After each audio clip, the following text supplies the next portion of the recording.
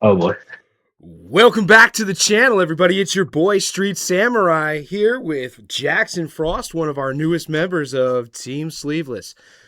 We're really excited to have you as part of the team, man. There's a huge backstory behind that.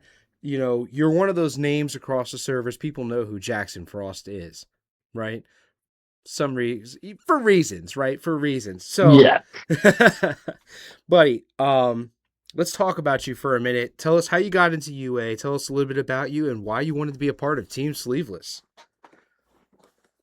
So funny enough, I've been playing cards for 10 plus years. I did Yu-Gi-Oh for the longest.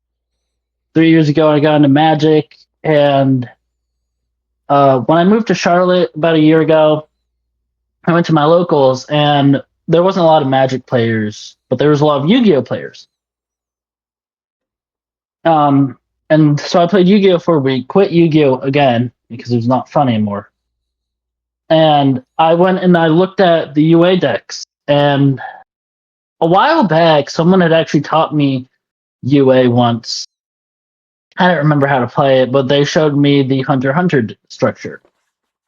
So I bought a Hunter x Hunter structure. Was like, hey, I guess we'll just have this. It seems cool. Hold on to it. I think about a month or two later, I was like, you know what? Let's start playing. Let's buy the SAO one. Bought the SAO one. Looked on Discord because that's how I've been playing Magic.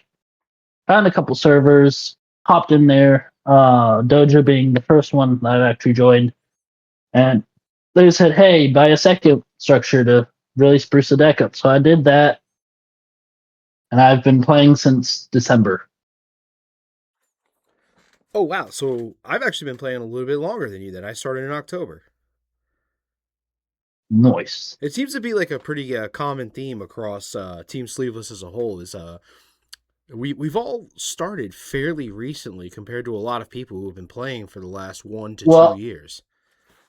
in all fairness, as well, the game's only 2 years old. Yeah, yeah, oh for sure. So I mean, 6 months. We've been around for a quarter of its life. Um, Yeah, it's very cool, and I know you're a humongous Full Metal fan. It's one of your main decks. Um, yeah. it's sort of like you went by Jackson Elric on the servers for a little while, especially in Dojo. I think that's where I met you. Right? Did I meet you in Dojo or D3? I believe you met me in Dojo. Oh, okay, yeah, and yeah, since I met you there, I've known you for a little while now. I guess if you've been playing since December, I've pretty much known you as long as you've been playing. I think you met me like January, February. Okay, well, pretty close then to as long as you've been Yeah, playing. pretty close. Yeah. So you came to the Sleeveless tryouts. What brought you there? Like, what made you want to come to Team Sleeveless? Honestly, like, and I know I told you this one, but it's that I've been trying to get on a team. I tried to join Dojo, realized they were never going to take me because I'm more of a casual player. Um, tried to talk to some people in D3 about it. Knew that they weren't even going to reach out back out, and knew they weren't going to touch me. Talked to Rumble about it, see if they were building a team. Knew they weren't going to touch me. And so when I heard y'all were doing a team trials, I actually was not gonna come. I was like, okay, cool, not gonna do that.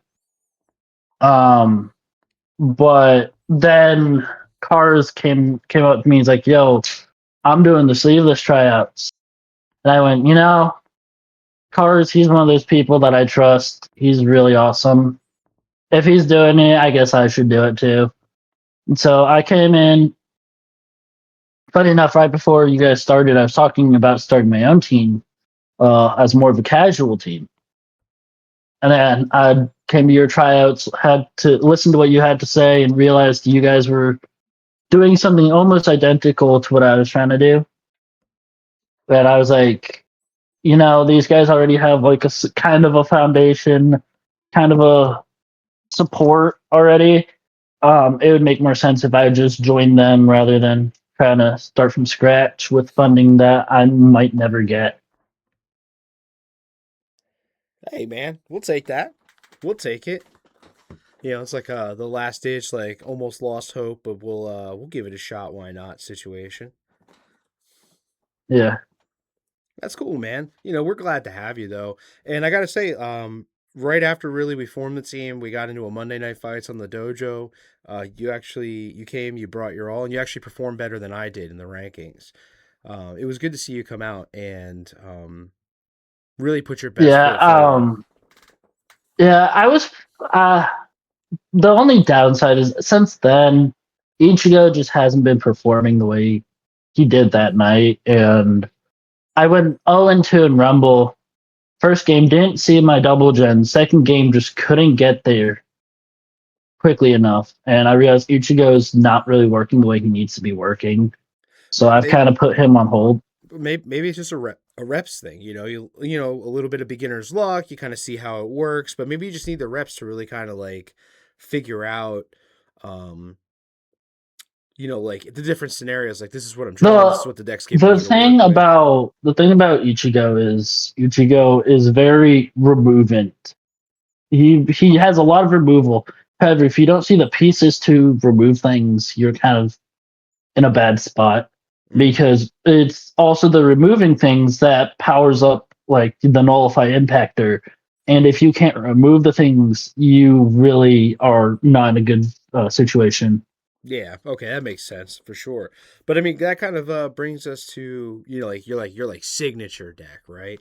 The thing that defines and really lines up with your character here. And we've all seen you play. We know what it is. You know, it's your Full Metal Elric Brothers deck. Yeah, my pride and joy. Let's talk about it, man. What about it do you like? So funny enough, I I was never gonna touch Full Metal, to be honest. I was I looked at Full Metal. I refused to ever watch the show growing up. My brother was obsessed with it. I said, "Fuck that. Nope, not doing it."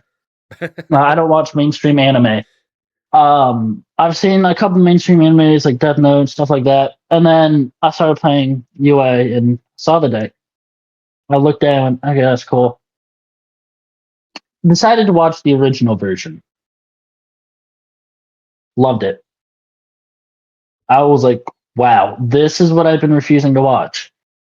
And I ended up taking the deck and going, this is so much fun. I love the deck. I love the character. Because I relate to him. He has a past he's trying to run from. He wishes he could fix, and he just feels like he needs to prove himself all the time. And I relate to that. And so it kind of became the only anime character that I could really see myself in.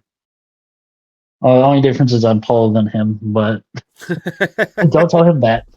Hey man, you know what though? That drive to prove yourself can always be one of the most powerful tools that a person has and makes them motivated, makes them want to It succeed. it can, and honestly, well, as I'm watching the anime, I realize that's really what keeps him going is the drive to not only prove himself but to protect his brother. Like in I can't remember which version, if it was the original or Brotherhood. There's a scene where he's willing to sacrifice himself as long as his brother stays alive. And honestly, I really like that. I love that scene only because like that's me with the people I care about. Yeah, Is at that point we're just hard. I'm just hard on myself like he is, and we're just willing to lay down our lives to make sure other people get out of their life. gotcha. Well, if you had to pick one card out of here that's like your favorite card in the deck, which one is it? Honestly, so let's go home. Yeah, It's a non-trigger, which most people look at me and go, "Why is your favorite card non-trigger?" The card itself, it brings an Elric back, lets you play them or raid them, and really, it's the card that represents their drive to keep going and pursue their goals and pursue their dreams. That even when they're being beat down into the dust, they're gonna get back up and keep going at it. absolutely, man. Well, um, You have your own podcast and a YouTube channel, right? Yes, kind of. The podcast is a work in progress. I'm only 2 episodes in. I was supposed to do an episode with Yankees yesterday, never got around to it. Honestly, I actually forgot about it. Oh And no. then and then the YouTube, it was a magic channel for the longest, and I turned it into a channel for any type of card game. Okay. Very cool. All right, man. Well, do you want to tell us what they are called? Um, the YouTube, it's either Let's Play Games or it's called Let's Play Card Games. I believe it's Let's Play Card Games. And the podcast is actually Let's Talk Card Games. Funny enough. Branding. I like it. All right, bro. Yeah. Well, hey, thanks for hanging out. Thanks for letting everybody kind Yeah. of know like who you are, and I'm sure we're all looking forward to seeing you on the battlefield, making Sleeveless proud out there, man. Oh, 100%. Honestly, I'm probably going to start taking Zing out there because I really found out how nasty that deck is. Oof. Well, we'll be glad to see it. And I know you're looking forward to Chainsaw Man when that comes out, Oh, yes. as a Yeah. number of us are at this point. I just have to get my job to reach back out to me so I can start working again. Yeah, hey, whatever Save you up got that to do money. to get it done, right? Um, Yeah. well, everybody, if you like this content, you like what you see, you want to see more of this, like, subscribe, hit that bell icon. Until next time, I'm Street Samurai. This is Jackson Frost. See you in the next one.